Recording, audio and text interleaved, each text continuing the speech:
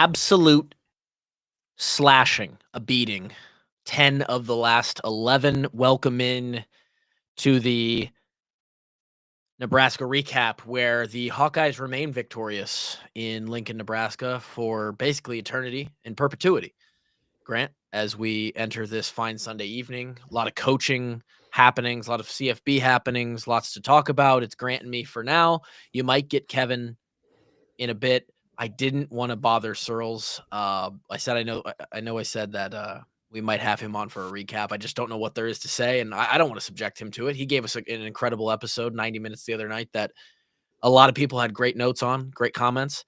Searles, in the comments, is Searles okay? I think he's okay, and I assume he is. I do want to. I don't want to put him on blast. He stayed strong on the podcast for our episode.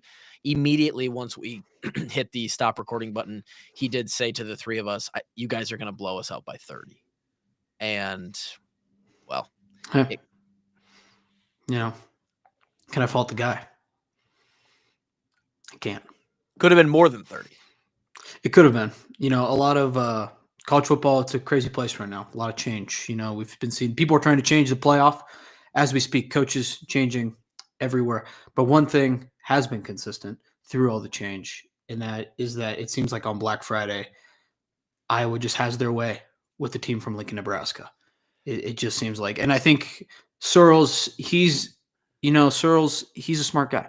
He's watched a lot of football. He studied a lot of it. And I think that even he was able to pick up on that this was, it was just probably never going to go well for Nebraska, if I'm being honest. There was a lot of signs. I think a couple of them were just, you take a look at how. We're talking like literally signs here, like the welcome. No pun intended, although if you are watching on the YouTube, give a thumbs up and a subscribe for the unintentional punniness there, as I am sharing the screen of someone who AI'd a welcome to Nebraska sort of highway sign, and then it's just Kirk Ferentz slapping a big old "This is Hawkeye country" on top of it. And it essentially is. It's the stat is almost too good to be true. Kirk on Friday, we are more than 48 hours out now from the game, so there's a little bit of come down from this. We're not I know this game gets intense. It's a peak rivalry. There's a lot of shit talking on both sides. And we've come down from that a little bit. Obviously, the highs are high, the lows are low. Kirk said that in his press conference 2 weeks ago against Michigan State. But Kirk just passed Matt Rule, Scott Frost, and Mike Riley, who are all tied at 6 Big Ten conference wins in Memorial Stadium as a head coach. Kirk has 7 in their stadium. And that is the last 7 times we've been there. I was a part of 3 of those victories in 13, 15, and 17. And in 17 was really the last time that an Iowa football team really dominated this game. I believe we won 56-17 or something like that. Sounds about right. 56-20. Obviously 40-16 this past weekend. It was never in doubt about halfway through the third quarter.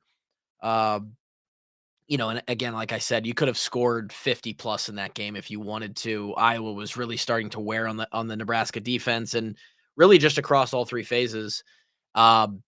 Unbelievable that he only trails Bo Pelini in Big Ten wins in that stadium. It's just, that's sort of the perfect example or way to explain how Nebraska football has gone over the past decade plus. And it's, we talk about it every single year, it feels like, with this game, that tweet, the infamous tweet about they fire Pelini. It's like, well, we had to evaluate where Iowa was at. And since then, it's just been to put it plainly, it's just been belt to ass. BTA, yeah. 10 of 11 is crazy, too. For any game that you even consider a rivalry at all, like 10 out of 11 is absolutely insane. Like in Lincoln, Nebraska, they have circled this game 11 years in a row. Yeah. As their must win, and it has completely blew up in their face 10 times. It's you're right. For a game that's had especially over the last 7, Grant, we talked about it. 4 of the last 7 were last second field goals. There were several before that. I know me and Kevin's last 2 years of our 5 they were not close. It was 40-10, I believe, and we ended up beating them, I think, somewhat decently in 15 as well in the undefeated season. So really 15, 16, 17 was sort of a dominant stretch against Nebraska. They were not very good. Those are the Mike Riley years. And since then, 18 through 24 have been barn burners down to the wire. We saw it. You got a Keith Duncan last game winner, a Miguel Racino's game winner, a Marshall Meter game winner. What's he up to these days? I have no idea. He's probably an accountant somewhere. I know he left, but I don't know what he. And then a Drew Stevens game winner last year wasn't needed this year. And for a program that not only Central Michigan kicker, Marshall Meter. There you go. For a program that not only kind of defines their any season that they have on this last Black Friday Iowa game, which will be interesting moving forward, since we sort of commentated on that, how it will not necessarily be the last game of the year in the Big Ten. But to this point, 3 years worth of Matt Rule, are we taking steps forward? They were placing the entirety of his progress and the program's state on this game. Can we beat Iowa and show clear progress and steps forward? And it felt like for them, it probably got a little bit further away. If I'm them, I don't know. I don't know. I know the commentary after the game on like the broadcast. God, what's that guy's name? He's involved with the Joe Moore Trophy. He was a former lineman, big black dude, bald guy. He said, they just extended Matt Rule, and they're probably sitting back wondering if that was the right thing to do. He's involved with Joe Moore Trophy. Is it? I mean, is he on ESPN? His name is like, is it Aaron Taylor? Let's find out. I mean, Aaron Taylor. Aaron Taylor is a. That's not. Nope, that's not him. Although Aaron Taylor played for Nebraska. Okay. Funny enough, Aaron Taylor is a guy that is. I don't know what his name is. Yeah, it's Aaron Taylor, CBS, Joe Moore. Oh, okay, that's what I thought. So they're over there now. They just extended this guy because they thought Penn State was going to maybe come in and poach him. Penn State has to be feeling great though, right now. They feel like, whew, we dodged a bullet. Dude, they're thinking about extending him. They go on to get smacked by Minnesota, smacked by Iowa, smacked by Penn State, and had one statement loss to USC. Statement loss to USC. Where I know, and you're able to hold on to that if Raiola stays healthy. What happens? You're right. You have that. Hey, it's not all those Nebraska fans. You have this. You have that as well. You'll be able to hold on that for the whole season. I can't make fun of them for that because we are in the same boat with Kowski, where I think 95% of Iowa fans are on the side of if Kowski doesn't go down, we win that game. There's a decent argument that if Raiola doesn't go down, they knock off USC at home in week 9 or whatever. Yeah. Nonetheless, 7-5.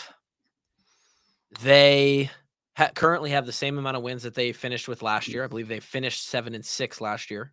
Mm-hmm. And we'll see who they play in a bowl game. I know a lot of people asking, "Hey, where are we going bowling?" in the comments. Appreciate the conversation and the participation in the YouTube. Shout out to everybody in here. We got Austin, Cub Hawk, Silberstein, Doc. I put a comment in there from our account. Wesley, Sam. Sam's like our biggest YouTube follower. Doug, Eric, OG in the chat. We love all the people. Shout out to you. No, over 100 in there.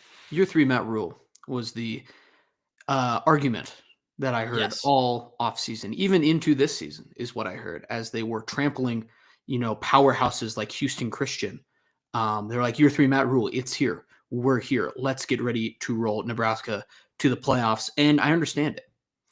I understand the hype. And then when you have this kind of schedule and you go 7-5, I've been there before where you think your team's going to be great and then they're not. I understand the hurt Nebraska fans. But what I do want to give you is that think about all the great Matt Rule podcast clips you got this year instead.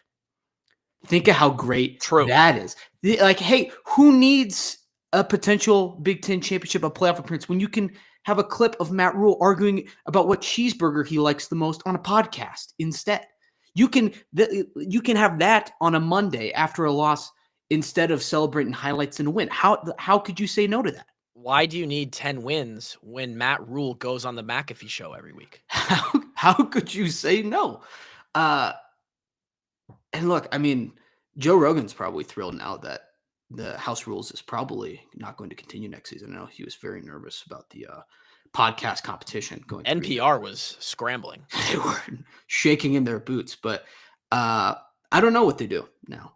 In a very serious note, not that that wasn't unserious by any means, but it's like I think they're all now kind of looking down at the schedule next year. They're like, we could be really good and still go 7-5 next year. I mean, they're looking at next year like we sort of looked at this year, I think, and will look at this year. I know the conversation right now, and we're going to talk about. I see all the comments. Trust me, we're moving. Unfortunately for us, we are moving into that off-season realm where, for the last 4+ months, it's been really easy for Grant and I and Kevin. I guess you could argue Kevin only shows up half the time, so maybe it's not easy for him. But for Grant and I, it's been really easy to just sit down. We don't put a thing on paper. We just sit down and say, hey, let's talk football. Let's talk Hawks for an hour. We have a lot of space here in the upcoming months, especially bowl prep here. We're going to talk where we're going bowl-wise. We're going to talk, this Thursday, we'll preview conference championship weekend. Does it even matter? What's the CFP look like? The rankings will come out Tuesday, all this stuff. We'll also talk about where we have to replace guys next year. I saw we'll talk about Iowa's record next year, where we line up. But that's one of the things that Nebraska is going to look at and say, well, damn, we might get better. We might have a jump in talent or performance, but they've got a schedule next year that does not line up like it did this year. This was their year. Like the whole rule year 3 thing. Oh, look at year 3 at Temple, year 3 at Baylor. This was the schedule to do it. You had a good Michigan team. You had a okay Penn State team when it got down to it. You had a good USC team at home. I mean, Iowa, who you didn't know what they were going to be. Like this was the year. Like if you're going to go and win double-digit games, make the jump, and they just couldn't do it. So we're not going to dwell on Nebraska all night. There is a lot. There's only at some so point much too. And this has been my thing with them forever. I get sick of punching down. Like at some point, it's so it does sad. Yeah. That I'm like, I don't even want to. It's like, I don't even want to talk about it anymore. Like people were like, Brent, when are you calling into Searles' radio show? Yeah, I mean, afterwards, and I'm like, what? We've already just trounced them. Insult to injury. What am I gonna say? That is like, there's nothing that's gonna happen on there that like improves anyone's mood, makes anyone's day better. How do I step on a good guy when he's down? And ultimately, I consider Searles a friend. Like I hate seeing him like this. He did call you little man. He's done that many times, but I just couldn't help but notice that the more like I just keep coming out up on top. Yeah, that's just how it rolls. Yeah. Can we talk a little bit just about Iowa though, because they also played in this game. They did. I do want to quick mention. I forgot at the beginning of the show. We are brought to you by FanDuel, and we have our lovely sponsors that we've had on all season. We're going to be in discussions because I hope that we've done good big things. I know there's times for companies to capitalize on certain listenership and stuff. So a couple of these great sponsors, Big Grove, Swarm. Our current contracts with them are going to be dwindling as the season dwindles here. We will mention them later in the show, but brought to you by FanDuel tonight. And FanDuel had the Iowa Hawkeyes as a 5.5, 6.5 at one point favorite last week going into that game. And it just wasn't necessary. Tell me about Iowa, Grant. What do you think about Iowa? A lot of things throughout this game. I think as much as it is enjoyable to beat Nebraska, any of the trophy games really, I think are enjoyable when you see them win. And not to mention that I think I want to say Scott tweeted this out, that we won the Big Ten rival games, like 119-21 or something like that. Crazy. This year, just yeah. In terms of our 3 Big Ten trophy games, probably the best year we've ever had for those 3 games. Yeah, for those 3 teams. Which is frustrating too when you look at our Big Ten schedule. Like basically it was either outside of like Michigan State and then Penn State, which were close wins. Really, it was like we either just like there was a big scale of either like devastating loss, a lot of dominating victories, and then you have these Penn State, Michigan State games that are like, I still think there's so much talent on Penn State that it's like a fine victory. I don't think it's like as impressive as it would have been if they didn't fire their coach at week 4, but big high scoring back and forth against Rutgers to become bowl eligible this past week. Right. Yes. I don't know if you saw that same Rutgers receiver had like the most disgusting catch I've ever seen in my entire life. Ian Strong. Yeah, it was highlight reel for sure. Okay, I'm gonna look it up. But there's just probably photos of it too that were great. But heading into this offseason, a lot of people were concerned about, yes, does the schedule look open? Sure. But who are we bringing back? Who's going to be able to do it next year? And I think this game was almost like a little bit of a reassurance to everyone, like, hey, things might just be fine next year. Like, obviously losing Gronowski stinks, but like, and I haven't really seen, like, I don't know. I know the high school highlights for Hecklinski are great or whatnot, but like there might be a little bit of a question mark at quarterback, but young guys in this game, it felt like stepped up to the plate. Massive. On a huge portion. Not that our older guys like, okay, yeah, like Jennings Dunker showed up and played a great game, sure. But like noticeably, we had young guys stepping up in big spots. And like that's what I took away mainly from this game was I felt good. I was like, hey, we get Vanderzee is just a sophomore right now. Nathan McNeil, true freshman, I think. I could be wrong about that. You're correct. Zach Lutmore, sophomore. Even I'll be honest, I love the Hawks. I didn't know who Jacob Wallace was until this game. How about Rashad Godfrey? Rashad, okay, I didn't know who Rashad Godfrey was. But, brother. Like just these young bucks coming in, and it was like they had Bluetooth microphones pinned to their helmets because every single time they come in on special teams, they're just crushing hits. I'm like, who is that guy? And by the way, Grant and I, you guys would shit your pants at the amount of DJ Vonami stock that me and Grant have bought. We have all of it. I do. The Vonami stock is so funny to me because I think that comes from I think it was during the Indiana game I tweeted out like I'm investing in DJ Vonami. I think I'd have to go back and look at it, but if I remember correctly, I tweeted that out, and then I want to say just 15 seconds later, he just gets like hit in the face with a ball and drops it. Hey, I was like, oh great, I cursed him, but now he's been great ever since. But like every single time I see him play now, I'm like, I think of that play just specifically of him just like waiting there on that open pass and just dropping it right away. I believe his first name is actually Dennis, by the way. Oh, sorry, that is Dennis Vonami. Vanami. I think that's how you say his last name. We're going to eventually get that right. Everybody's going to know it next year. He is a all Big Ten caliber tight end, made some incredible plays. Could be the most improved from the beginning to the late season. I mean, the strides he made this year where we thought, hey, it's going to be Estrenga and Ortworth. Those were our guys going into this season. You got Hayden Large in there making a bunch of plays too. I think I could also argue from play one of the season to now, I think you could sneaky also argue Gronowski just because of how bad the Albany game was, to how great just honestly after like what game 3 the rest of the season was really. Yeah. You could sneaky also argue like, hey, most improved player. It's actually Mark Gronowski. Yeah, I don't know if he could probably take a couple other awards. Big Ten rushing leader, by the way, tied with Katron. Not enough people 15 rushing touchdowns for Mark Gronowski. But yeah, Grant and I were currently, I put it in the storage room over there. We have all the shares of DJ Vanami.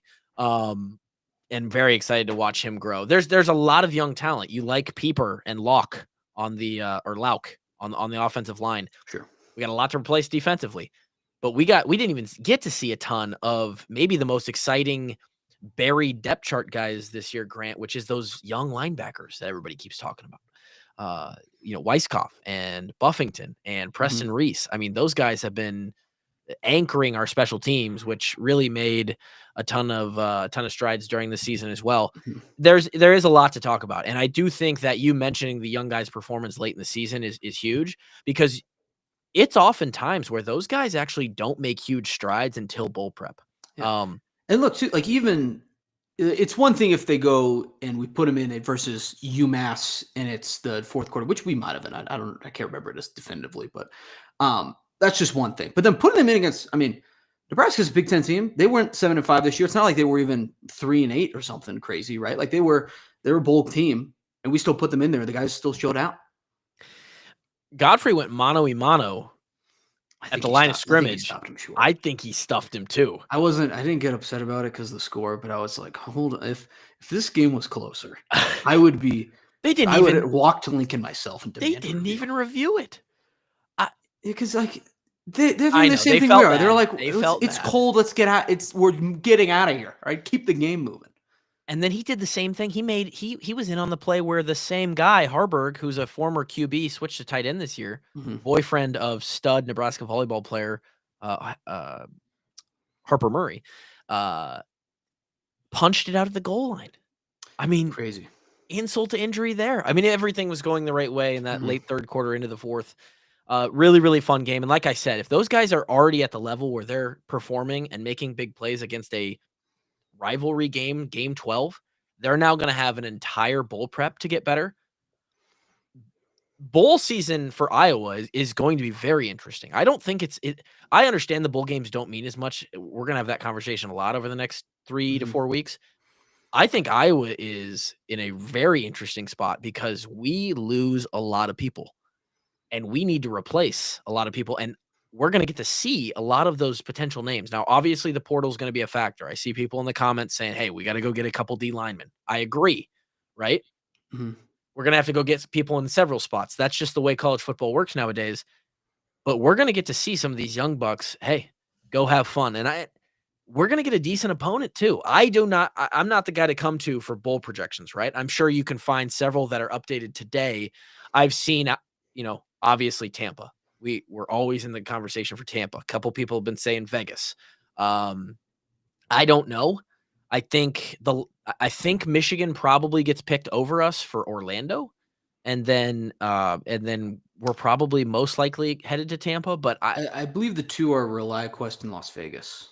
Vegas, yeah. Those are the two options. I would guess it's ReliaQuest, but I don't know if I'm being totally honest. I also don't know how they pick half these bowl games. Really unfortunate that it's not Outback anymore because the Bloomin' Onion versus the.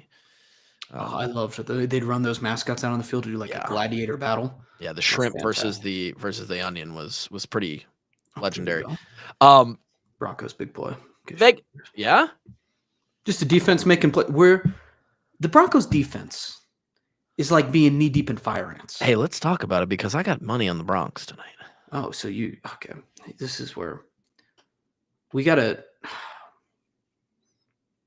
If this game goes well, you need to consult with me with your gambling record. You need to consult with me before you bet on my teams. Okay. What's the score? I want you to support my teams, but considering your record, I don't know if that's support. Is that fair? It's a parlay. It's not just a straight up bet. So there's my roommate in college. He would yell at me if I bet on his teams because he knew how bad I was. What is there a score in that Broncos game right now? It's 3-0. Okay, that's gonna need. Okay, I'm a big Bo Lever tonight on the prop bets. And that's your NFL update today. Were you trying to transition it to bowl game stuff, or do you want to have other? I have nothing more to say about bowl games right now. Those. Let's just all assume it's either Tampa or Vegas. And if I could choose, maybe Tampa is like the higher pick. I don't take us to Vegas, man. If we're not in the playoff, I do not care. I don't care. Send us to the Pop Tarts Bowl. Actually, I care that the weather's decent. I don't want us to go to the Pinstripe Bowl and play on a carpet. Well, but that's not an option. I think Penn State is actually going to be at the Pinstripe. They're going to go down the street and play at the Pinstripe Bowl. Well, I mean, I said I don't care, but in many ways, I do care. I think Vegas could be fun though. Like Vegas would be great. Change it up. I know it's like a lesser bowl, but I think it would be fun to maybe play. Easy spot to get to. We played Utah in football ever. Cheap direct flights. Hey, there would be a way that bowl game could pay for itself. Absolutely. Actually, you're goddamn right. It could. That would be. I would get a text from Drake Cook. It'd be meet me there. I'll see you at the casino. We might actually get Drake to an Iowa Hawkeye game if they go to a bowl game. We might have to do a quick one-day trip over to Vegas to see Drake and the Hawkeyes play if they end up in Las Vegas. Do want to take a quick mention of the sponsors. FanDuel. Let's see. FanDuel, the over under 7.5 wins for your Iowa Hawkeyes hits on the over.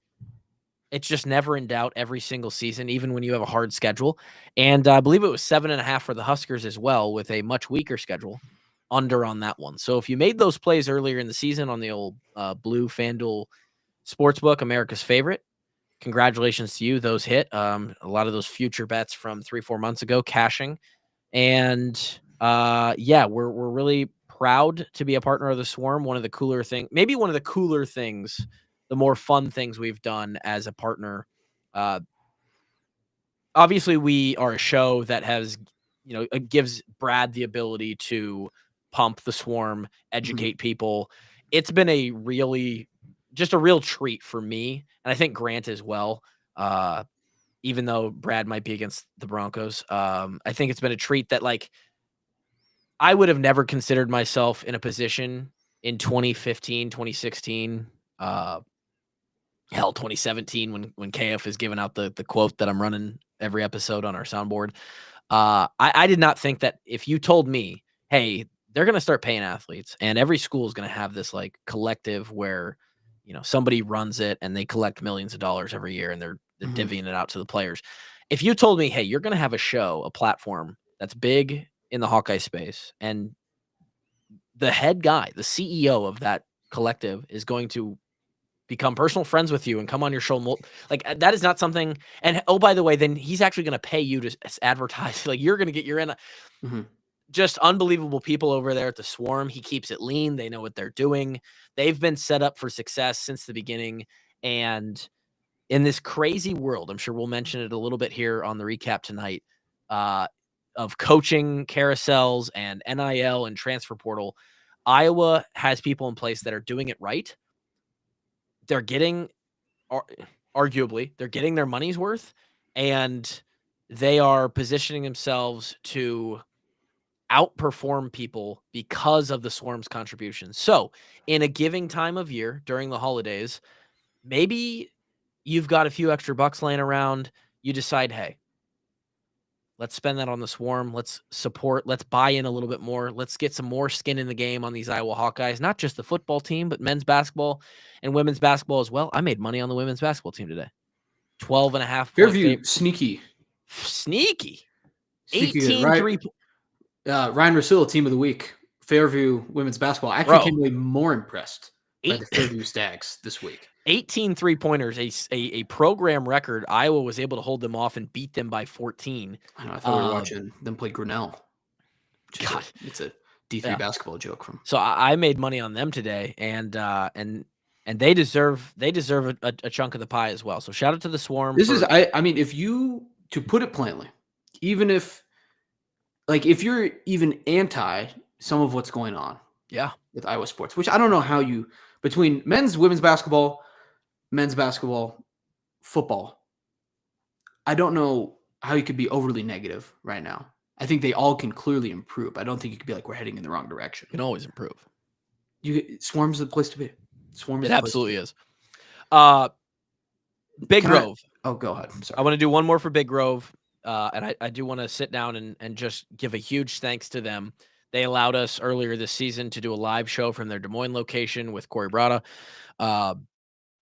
They have been just the easiest people to work with. The product speaks for itself. I think if you haven't made it out to Big Grove, go have some of their food, go have some of their drinks. It's an awesome place wherever you go. This is the OG location in Solon.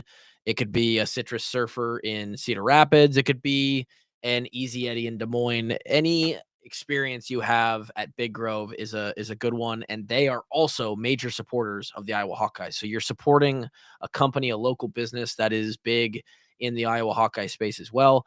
Official watch party location of the Hawks, official craft beer of the Hawks, and this will be, for now, our final read with them for the season.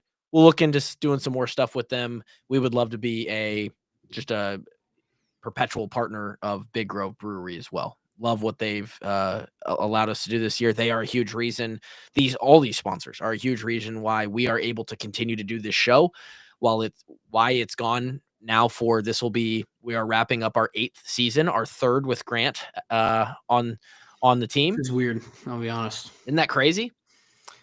I know. Well, I was thinking about, what I was honestly thinking about yesterday? I was driving to a brewery at one point, And I was, just reminiscing on the Hawkeye football season as it is the regular season at least is now over, and I was like, I haven't even seen Kluver or Kevin or Drake in person in well over a year. Yeah, it was the live podcast before the 24 season, right? Yep. But So yeah, I talk to you guys all the time, and I feel involved in your guys' lives. Yeah, well, Kevin says it all the time. Well, wow, it's like speak of the devil. What does Kevin say all the time? Kevin says it all the time. This podcast, one of its main functions is quite literally for us to just like talk to each other and see each other. And you're right, Grant. We haven't seen each other in now 16 plus months. Well, you see Kevin a decent amount. I've seen Kevin, but you in person, we have not seen for going on a year and a half. And it feels like it was, you wouldn't be able to tell because this podcast has allowed us the opportunity to do that. Mm-hmm.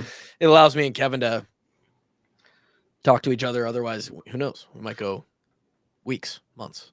Now that Kevin's here and he's fixed his electric. Was that it? Is everything good in the house? Everything is good in my house, my neighbor's house, and my nearest 7,700 neighbors as well, apparently.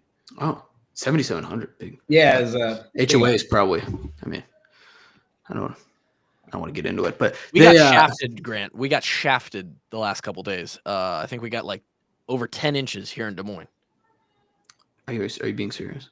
I'm being dead serious. And I saw all I've seen is just the footage of Illinois Northwestern, and I assumed that was I guess I assumed it missed part of Iowa, but I don't know what your experience with 10 inches is, Grant, but it's hard to handle. I've experienced 10 inches of snow, that is, many times. Now, Kevin, now that you're here, I'd like to ask you this question. Now that we've seen the regular season of Mark Gronowski and his bowl game coming up, in 5 years, when Iowa fans look back on Mark Gronowski's career and our like kind of big portal experience, what are fans going to think about? What's Kevin Moore going to think about? What's the legacy, Mark Gronowski? See, I feel like fans have a hard time distinguishing between the quarterback and the team's overall performance. Go on. So I think they will basically say what they feel about Mark Gronowski is what they feel about this season. And I think overall, fans are like, this was a really fun season. It was fun to watch the Hawks again. It was fun to watch the offense again. We're just this close a few times, and we could have had an awesome season, but just came up a little short a few too many times. What do you think, Grant? I don't know. I'm just going to think Mark Gronowski just fun, I think, as a quarterback. Like when I think about that is true. Like a lot of times, I think about when like the 2015 team, at least, I think about more of like, I associate a lot of even non-CJ moments with CJ, if that makes sense. Like I just do. Or even like Nate Stanley. He just willed his teammates to do it. Yeah. Like, I don't even know if, like he's not even on the field for the Desmond King pick six. But against Maryland, but it just he gets like 15% credit for it though. Yeah. Like that's just how maybe being a QB works. But I think when I'm going to be thinking about Mark Gronowski in 5 years, I'm going to be like just a fun quarterback to have around. Made it interesting, made it fun. I agree. And I think he was exciting. He was a fun guy to root for. You could see he played with a lot of heart, passion, and effort. So he was the easy guy to root for. Yeah. So is your answer different at all? If I asked you what in 5 years, how are you going to remember the 2025 Iowa Hawkeyes? Is your answer change then? No, it's going to be about the same. I think. Okay. Yeah. Kluver, you have an answer? Overall, I think it was a fun season as a fan. Yeah. Heartbreaking at times, but it was fun. Like each loss hurt in its own way, but it's not like, we got blown out and it's like, we aren't there. We can't compete with several schools across the country. It's like, we were there. We could compete with them. We took them all to the deep end, and maybe that hurts in its own way, but it's a hurt that you can almost feel good about, if that makes sense. Sure. Well, and that's as where a player it sucks. It hurts even more, I think. Yeah. But as a fan, it's like, damn, this team almost had it. That's where my answer goes, Grant, is tailing off of what Kevin said there is when I think about Gronowski, I think I'll probably consider him, and I know there's some early performance there, Iowa State specifically. I think he as an individual was a level above more clutch than our team was as a whole this year. He actually did his part. The Oregon game specifically, I mean, what they did in that last drive, they did it. Like, they did it. Mm-hmm. They did what was supposed to be the winning drive. And then our defense, and I'm not coming after the defense here because they made a lot of stops for a lot of minutes in that game. They just didn't on the last one. Couldn't get it done. Again, we look at that Indiana game. If Mark Gronowski's in there, he might find a way to win that game. He probably makes that screen pass. He helped us out. And then the defense, we're in man coverage and we let the guy slip by us. I mean, we talked about this ad nauseum. We make the pass. Defense never steps foot on the field again. True. Yeah. He brought us back in the Rutgers game. Damn. He brought us back in that Rutgers game. He brought us back in that Penn State game. A couple crazy clutch runs at the end of that Penn State game in the fourth quarter. Michigan State, the throws he made to get him as an individual competitor, probably more clutch than the team was as a whole. And he was tough as nails. So I think individually, super fun, super unique. I mean, he just tied Katron Allen for the most rushing touchdowns in the Big Ten this season. Yeah. No, I don't know if we had a quarterback that just ran through the A gap all the time. You're just not going to find that's another. Just not happening a lot. Even if you get other running quarterbacks, you're just not going to find the kind of guy that he is in the run game. And so I think that in 5 years, I think one thing that I hope that he's done as far as a legacy that he leaves at Iowa is that it blueprint acutely impresses upon the coaching staff that, hey, we need mobile quarterbacks. Yeah. Well, I think it also now quarterbacks would be more like, oh, you can actually do stuff at Iowa more than if your most recent thing was, with all due respect, like Kate McNamara, and you're like, oh, this is it's better. I think more people would be like, I want to play like Mark Gronowski more than they're like, I want to. Yeah, and he's rehabilitated the image of the Iowa quarterback and Iowa offense to a degree, right? Like it was bad there for 4 or 5 years, right? And that's where my 5-year opinion hopefully is formed. Is I want to look back on Mark Gronowski and say he was the guy that we brought in to match with year 2 Lester that took Iowa's offense out of that hole officially and brought us to an above average level of performance that hopefully in the next few years results in some of those playoff conversations that we were on the cusp of this year. I hope Mark is looked at as the guy who climbed us out of the pit. And I think he left the jersey in a better place. That's all we ever ask our players. Sure. Absolutely. 100% agree. So, don't want to miss this one. Let me come up here. That's it. Glowing success would be my. Oh yeah. Ken Palm 32 grand. Is that Ole Miss? Funny enough. Is it? I think they were at some point. Who knows? I'm not sure though. We are sneaky high in the Ken Palm now, by the way, after a feast week. Yeah. Iowa basketball on the move. Well, big one Tuesday night. Iowa and Iowa State basketball, both men's and women's, is like a combined 30-0 right now. Unbelievable start for the state of Iowa. Only care about Audie Crooks for Iowa State women's basketball is fucking insane, by the way.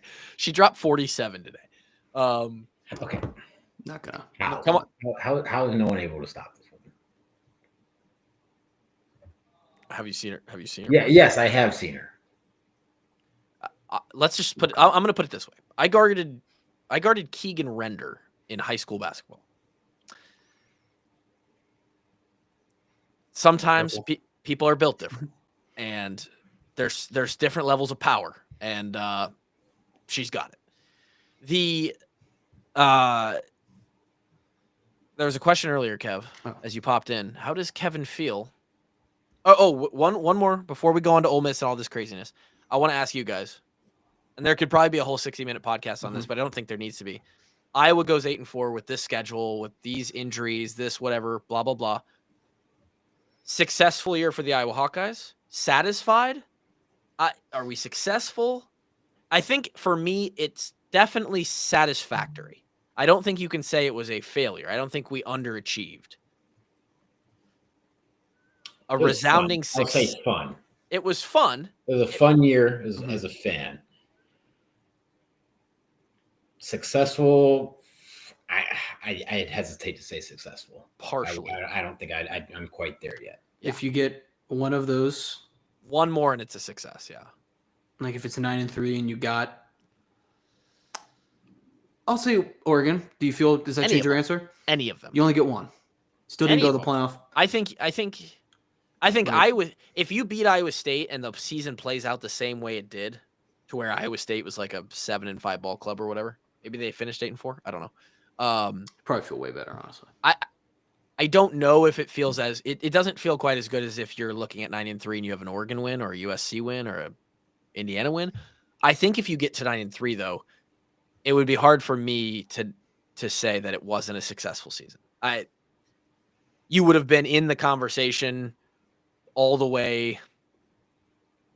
You'd be right on the fringe of like, this Iowa team 9-3 CFP rankings probably somewhere around, 18, 20. Like you're right there. That's success. I'm never going to be the guy who says that unless we're in the playoff. It's not it's a depends failure. how big the playoff gets though. Well, that's true. I think the Big Ten came out with a proposal for 24 teams. That's just if it goes to 24. I'm okay with at that point saying any season that you're not in the playoffs is that the line of demarcation is drawn. It's hard in the sand. You have to make the playoff for it to be a success. Yeah, that would be an easy. But you're basically taking the top 25 is essentially what you're doing. And if you finish ranked, which Iowa has a chance to do, Iowa receiving votes in today's AP poll, I think we're 27th or 28th in the voting. If they win the bowl game versus whoever they end up playing, they will finish the year ranked in the polls. I don't know. This is a good comment right here. Cole. It feels like a 7 out of 10, which it passes. It's like a Tyler Kluver grade, I saw someone else say this year's 8-4 feels a lot better than last year's 8-4, and that's valid, right? 100%. I couldn't even if you were the manner in which we won, the manner in which here's a hypothetical. Would you rather have this 8-4 season, or do you want our 10-2 season from 23 with Deacon Hill in the Big Ten championship? I think I'll take the Big Ten championship appearance. I'll be honest. As crazy as it sounds, you know how the championship plays out. You're gonna go 10-3, and that is how the championship. We knew how the championship was going to play out before that game even kicked off. It's crazy. I'm going to take this season. I don't know. I had much more fun watching the Hawks this year than I am also on your side on that, Kev. I will take the season, and that I believe is eating a little bit of my words from when we were winning all those games. And I said, I would come out. Well, again, like the schedule was very different. You're right. This was the hardest schedule I was faced in. I think they said since 2013. I don't know how long. So. Yeah. So, I mean, you got to take that into account. Yes, obviously, if you just look at 10-2 or 8-4, yeah, there's context to the numbers for sure. Yeah, like this team would beat the crap out of the 2023 team. And I posed the question on a lot of conversation is, hey, this team is the best team we've had since the undefeated team in 15. So I posed the question on Twitter, if 2025 Iowa plays 2015 Iowa, who wins and why and by how much? And I would say 75 to 80%. I'd also say don't sleep on the 2019 team. Dude, then I went back and looked at the 2019 team. That is an underrated team, man. They lost 3 games, also by a total of like 11 or 12 points. They were all to ranked opponents, smacked USC in the bowl game. That 2019 team. Who are those two? Lost to Penn State at home by Michigan and Penn State back to back early in the season, and then we lost to Wisconsin by 2. We lost at Michigan, right? At home. What they think? Let me just pull it up. I think it was at Michigan. It was like what 14-7 or something like that, right? I was gonna say it was 10-7. We lost to Penn State. I know we needed a 2-point conversion to make it like a 3. 20-point game or something like that. It was a rough. It was a rough. Was that the all gold uniforms? Yeah, it's all gold uniforms. We lost at Michigan 10-3. 10-3. Yeah. We lost at home versus Penn State 17-12. Yep. And we lost at Wisconsin 24-20. Oh yeah, that's Nate Stanley, 4th and goal. I think we ran a QB draw and he comes up just short for a touchdown or a 2-point conversion or something like that. He threw a.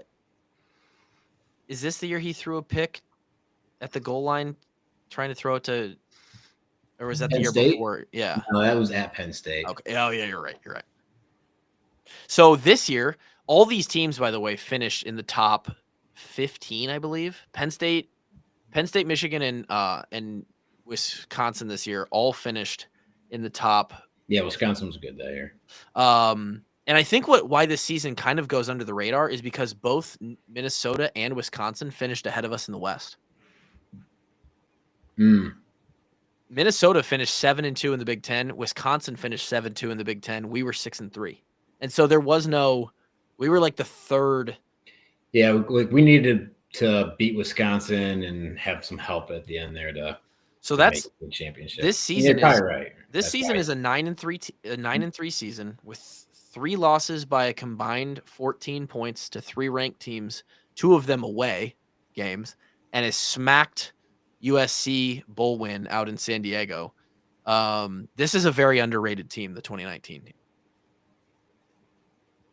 So those are probably your 3 best teams in the last decade of Iowa football. Not probably. Those are your 3 best teams. 2020 might have had an argument, but it was a Mickey Mouse season, hard to gauge. And then 2021 was the highest ranked of all.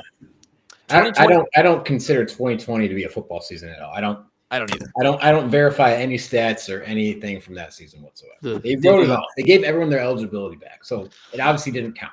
The 2021 Nixon step was very real to me. Grant, you are correct. 2021 we reached number 2 in the country. The Penn State game, all of that. The back 6 games of that schedule were the slide. I was just saying. I'm just giving out information. The slide into the dark years happened in basically Purdue through the Big Ten championship game that year. Who did we lose to after Purdue? Wisconsin, yeah. Went to Wisconsin. Michigan had their way with us. Yeah, it was And great first 6 games. Great. Loved it. Man. After that, it was tough. But okay, back to your original question. 2025 versus 2015? 80% of people went with 2015. A lot of people citing CJB as the clear factor over Mark Gronowski. Yeah, for sure. He clears. He clears Mark Gronowski pretty significant. He does because he had a lot of running ability, not the same running ability, but a lot of running ability, and was a clearly better passer. Yeah. He's got better weapons too to throw to. Yeah, sure. Or just comparable even. Close. Yeah. Close. I mean, T. Smitty was really good. Yeah, Smith was good. Vandy was. We had better tight ends that year. I mean, we're kind of banged up at tight end this year. Yeah. 2025. It's okay. We're investing in Von Ami for the future. Yeah. This year's O-line's better than 2015, but 2015 was sneaky good. They were good. Yeah. They weren't great like this year. I think our running back room probably has a slight edge. Both pretty good, man. Both very good.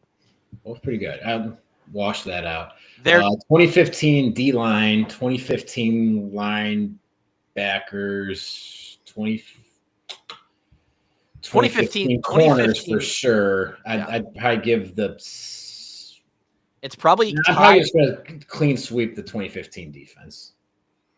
So D-line was the one spot where people thought maybe 2025. We had Ott that was hurt. So if you don't consider Ott in, you're looking at Jaleel, Budgeta, and Nate Meyer. Budgeta is criminally underrated. He was a phenomenal, he really was. He was phenomenal D tackle. But linebackers clearly 2015.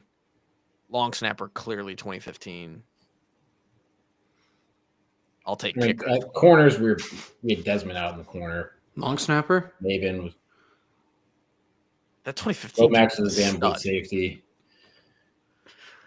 Maybe I'd take the pair of 2025 safeties over the pair of 2015 safeties. Probably, yeah. As a secondary and whole, I'm going to take the 2015 team. Kirk Ferentz, 27 years in the program. Maybe 2015 wins, and I know that Anger is going to take 2009 to the bank for the rest of his life. Most people I don't know if it's nostalgic or not. I was in second grade. I know the team was crazy good. I would still love to see us play the 2002 team. Back in 02. Fucking up. We could beat anybody in the country in November. We didn't handle the bowl prep very well. Guys were fucking tough back then. Okay, we were humming back in November. If you guys are doing the impression, did you see there was a clip going around of him talking about I'm not doing shit this weekend. Okay, I assumed it was one of your guys' impressions, like doing a. No, it was real.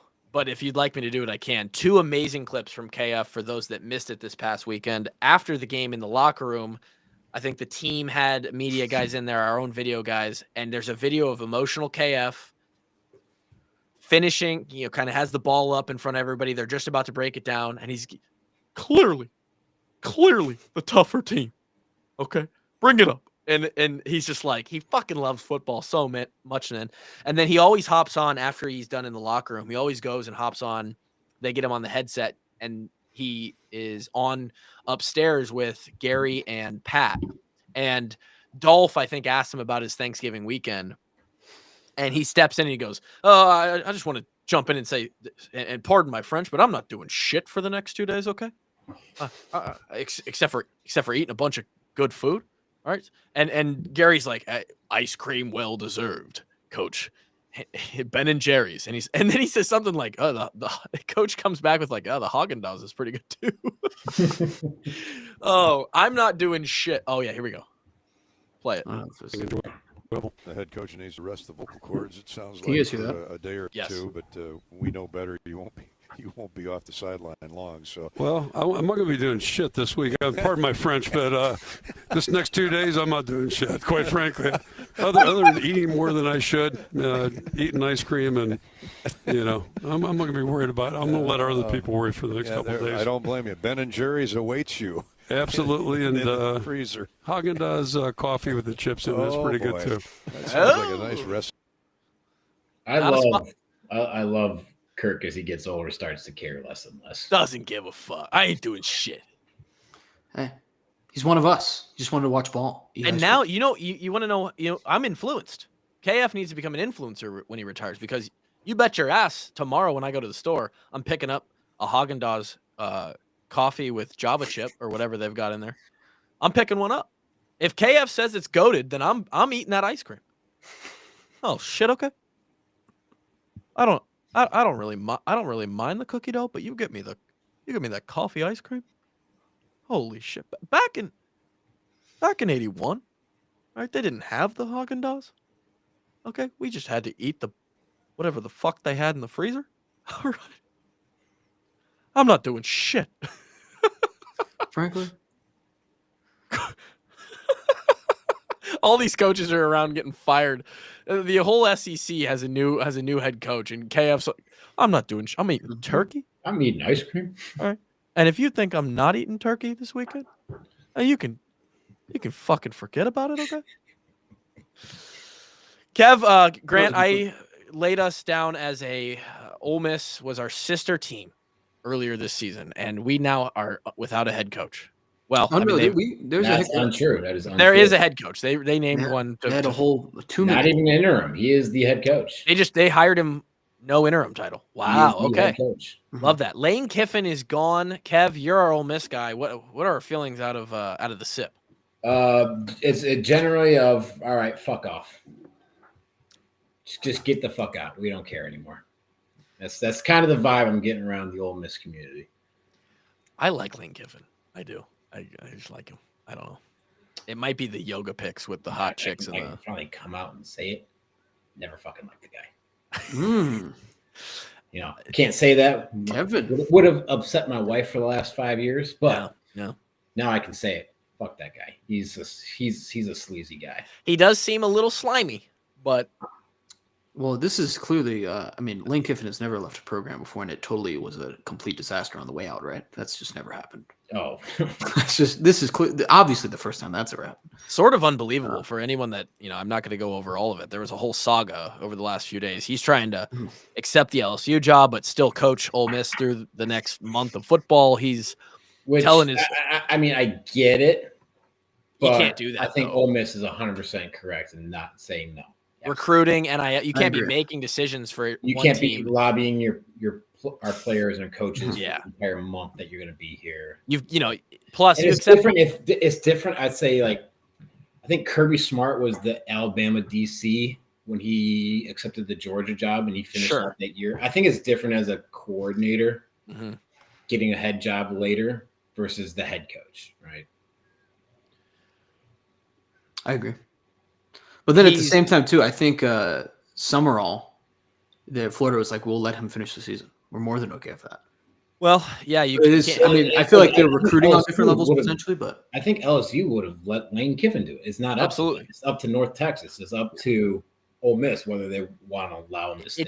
It's crazy to think, though, over those that there's no conflict of interest there. Like, hey, LSU hires Lane Kiffin as their next head coach. He will coach through whenever they're done in the playoffs. And then for the next month, he's just bringing guys in like, hey, we're going to go win as many games as we can here for the Rebels. And then I want you with me in Baton Rouge. Like, that's just.